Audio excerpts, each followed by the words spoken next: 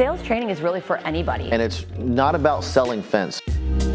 A lot of people are not familiar that they have these classes or the organization that is going to support us as a sales team, as a company. Somebody asked and they were like, well, do you learn how to do breakdowns and blah, blah, blah? And it's like, no, because everybody does that a little bit different.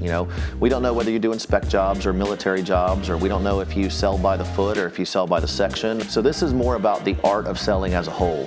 Sales is sales at the end of the day, so you still have to have those certain techniques, those certain phrases, opening, closing techniques that's going to really help be able to facilitate the sale of any product. But sometimes that technical breakdown is necessary for specific learners, and that's something I definitely got out of here. We go through and do some self-reflection about, how do you communicate and what's the best way to pull the information out of your customer and when to use which sales aspect. Working for a wholesaler, when I'm in there, I always explain, I used a little bit of both.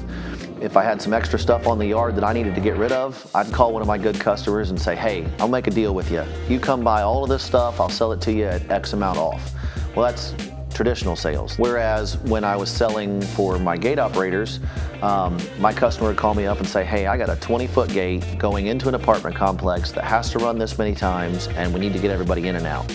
And then I would work with them on what was going to work best. So that was more of a consultative sales. I wanted to know the what, why, and the how that they needed to make it work, and then I would help them build a program out. So that's really what the sales training school is about.